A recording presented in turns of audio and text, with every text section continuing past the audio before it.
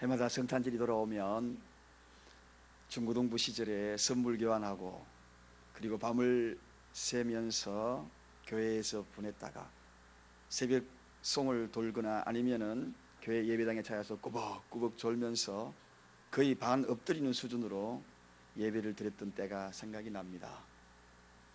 그럴 때 어른들은 엎드려 누워 있다고 눈짓을 줘도 눈꺼풀이 무거워서 견딜 수가 없어서 그나마 그래도 그 자리에 앉아 있었던 그 모습으로 위안을 받고 있었던 때가 기억이 납니다.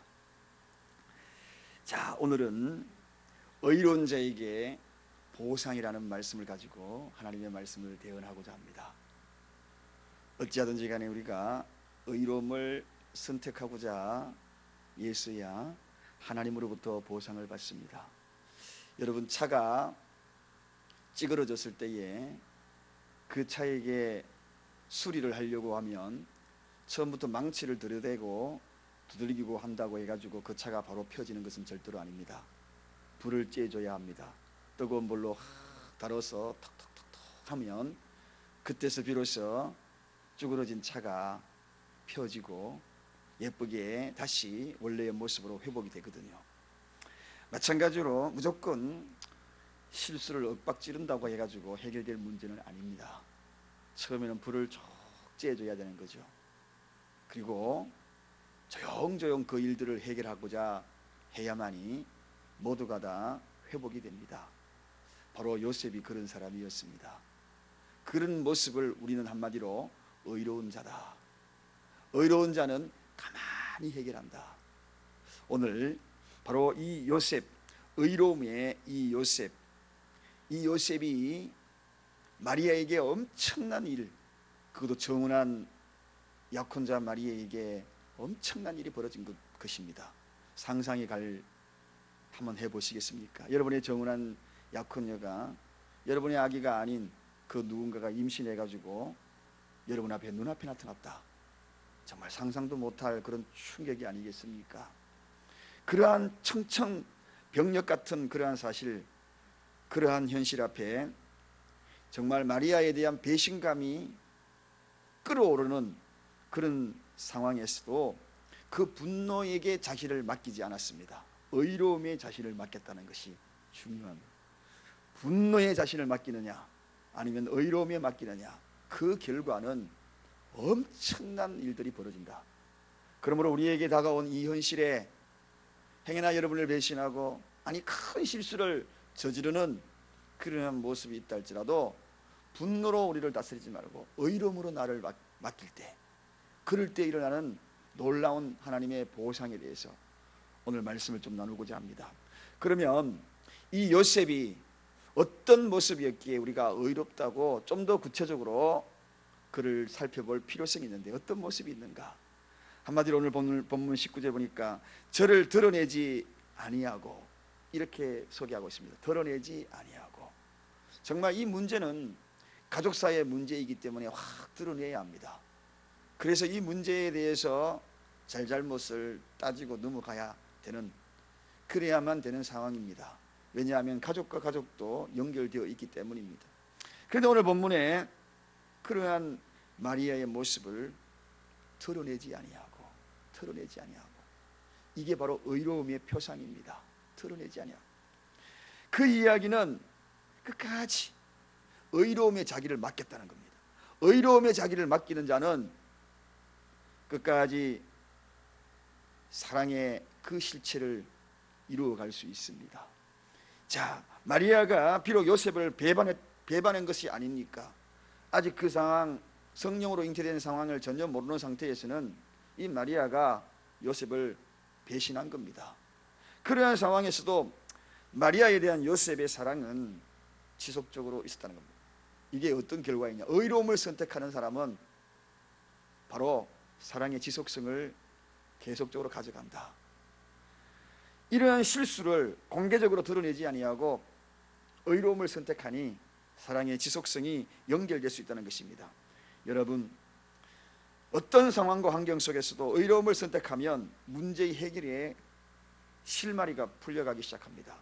왜냐하면 그 의로움 속에는 사랑이 깃들여 있기 때문입니다. 그래서 의로움을 선택했다는 그 자체는, 의로움에 자신을 맡겼다는 그 자체는 사랑이 없이는 그렇게 진행을 못하거든요. 그래서 이 요셉의 이 모습을 보면 사랑을 선택하여서 의로움으로 진행하는 모습을 보게 됩니다. 또한 이 요셉이 생각한 것은 누구도 실수할 수 있다는 것을 그는 인정했다는 겁니다. 마리아뿐만 아니라 나도 실수의 그러한 대상이 될 수 있다는 것을 바로 이 요셉은 알았다는 것입니다. 가끔씩 우리는 이런 이야기를 많이 합니다. 부메랑이라는 이야기를 많이 합니다. 부메랑, 자기가 한 이야기를 통하여서 결국은 그것이 자기에게 돌아온다. 요즘 한간에 그런 이야기가 정치적인 이슈가 많이 되고 있지 않습니까? 연설에서나 많은 대중적인 앞에서 신랄하게 비판하고 그랬는데 나중에 그 자체가 자신에게 화살로 다 자신에게 부메랑으로 돌아오는 경우가 얼마나 많은지 모릅니다. 요셉은 이걸 알았다는 것입니다. 나도 역시 부족한 존재이고 실수할 수 있다. 그러므로 이러한 이야기를 가만히 해결을 해야겠다는 것입니다. 그래서 의로움으로 해결을 해야 한다는 것입니다. 언젠가 만약에 율법적으로 도를 들었다면, 마리아에게 도를 들었다면 마리아도 그를 통하여서 큰 아픔을 경험했겠지만 결과적으로 요셉에게도 언젠가는 자기에게 부메랑으로 돌든 사람들이 나타난다는 것, 그는 그걸 알았던 겁니다. 의로운 자는 항상 바로 나에게도 이러한 실수가 있을 수 있다는 것을 인정하는 사람, 그런 사람이 의로운 사람입니다.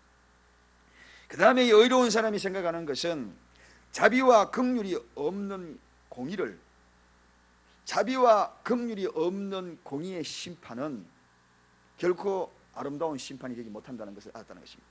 여러분, 우리가 예수님이 우리에게 때로는 매를 대고 때로는 때리시고 하는 그러한 모든 것들의 그 속에는 무엇이 깃들여 있습니까?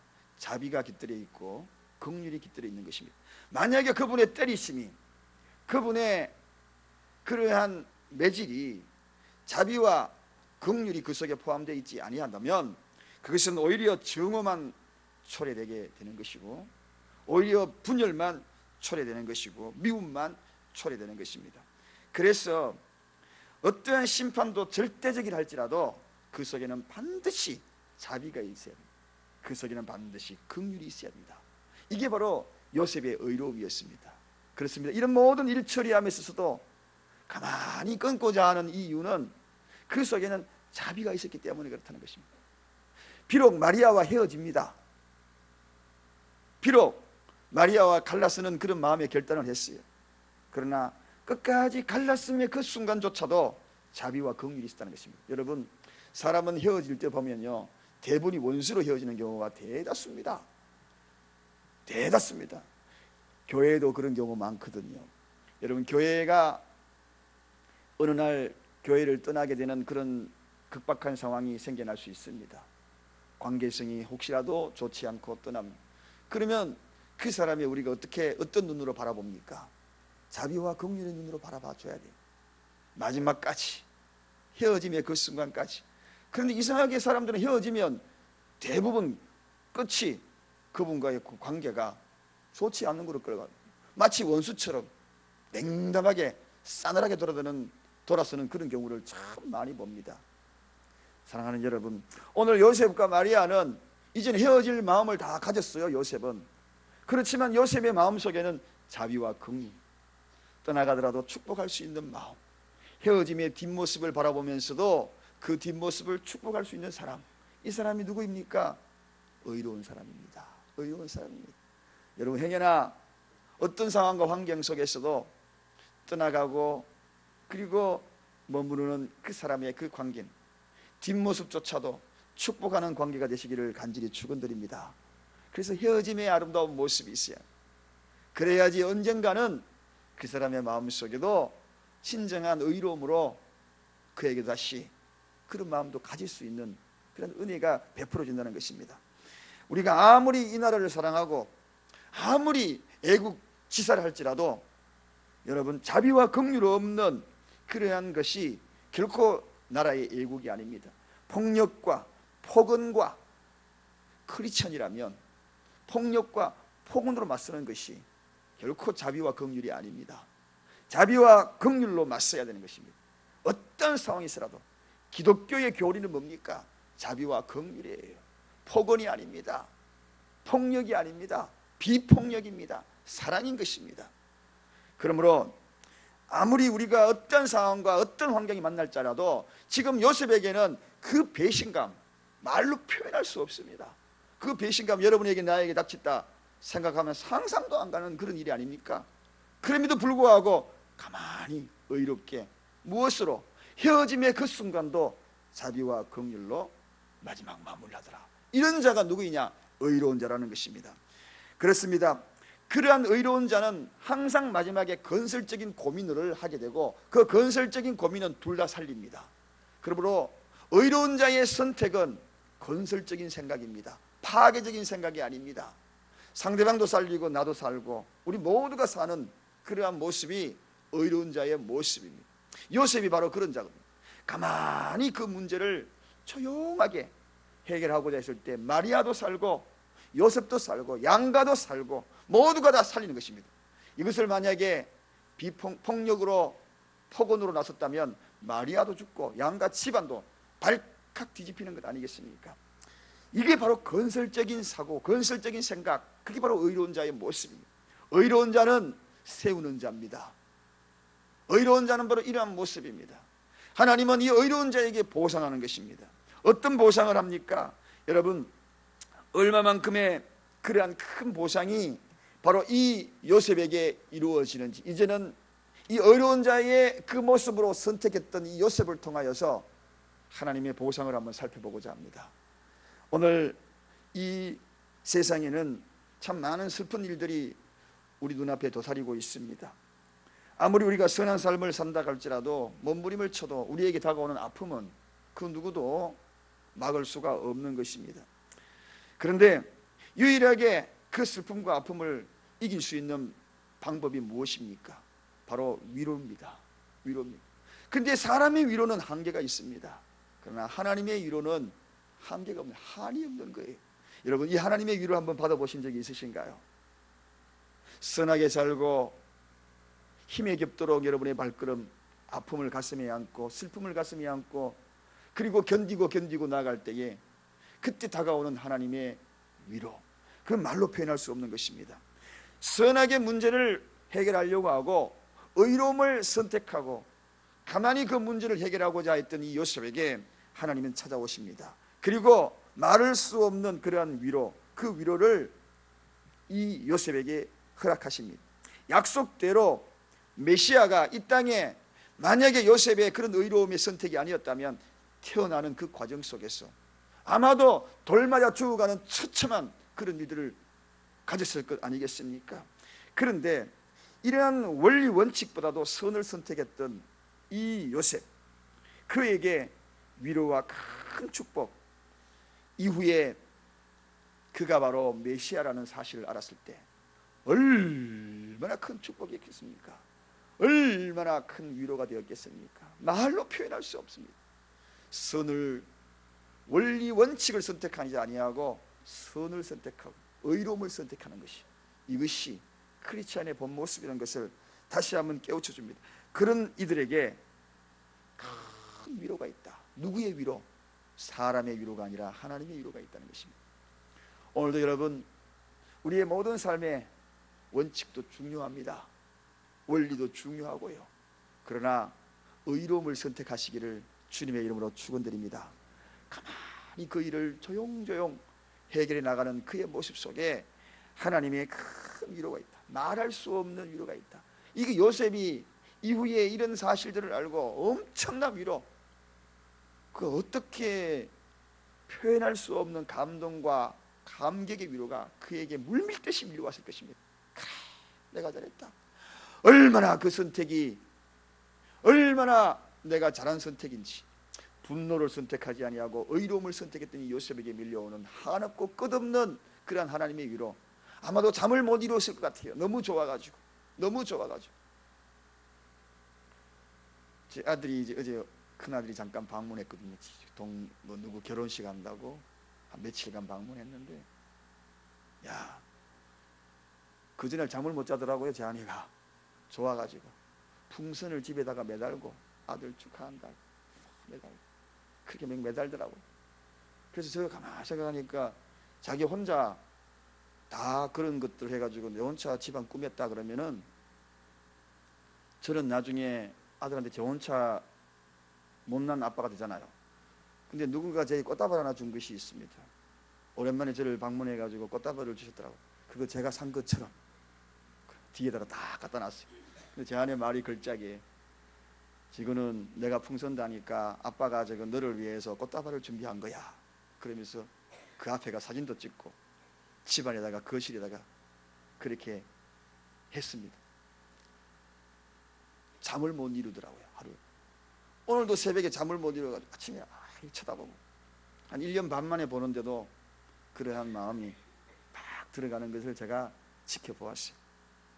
그런데 이 요셉의 이러한 하나님의 위로는 그저 세상에 말할 수 없는 위로를 받는, 그저 육신의 아들 돌아오는 그것도 오랜만에 보는 것도 마음에 큰 위안이 되고 힘이 나는데, 만왕의 왕으로 오신 그 예수 그리스도가 자기 집안을 통하여 태어났고 그분을 맞이하는 그 기쁨, 그 감격, 여러분 어떻겠습니까? 천사가 일러 가로되 그 이야기를 듣는 순간에 물밀듯이 밀려 밤잠을 못 이뤘을 것 같습니다.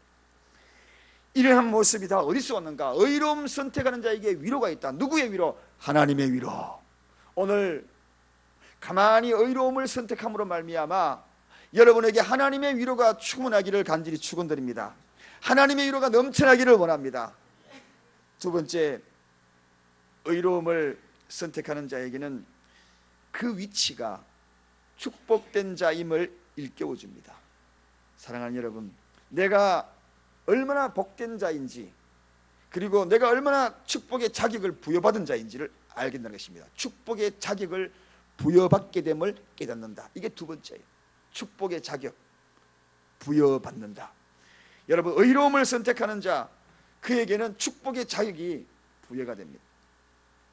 오늘도 여러분 가만히 의로움을 선택할 때에 거기에는 축복의 자격이 부여가 됩니다. 요셉에게 축복의 자격이 부여된다는 것입니다. 마귀의 계획에는 항상 우리에게 축복의 자격을 상실하게 만드는 것이 마귀의 목적입니다. 그래서 우리가 받은 축복마저도 자꾸 상실하게 만들어요. 그래서 자꾸 잊어버리게 만들고 거기에서 떠나게 만들고 그 자리를 이탈하게 만들고 하는 것이 마귀의 목적입니다.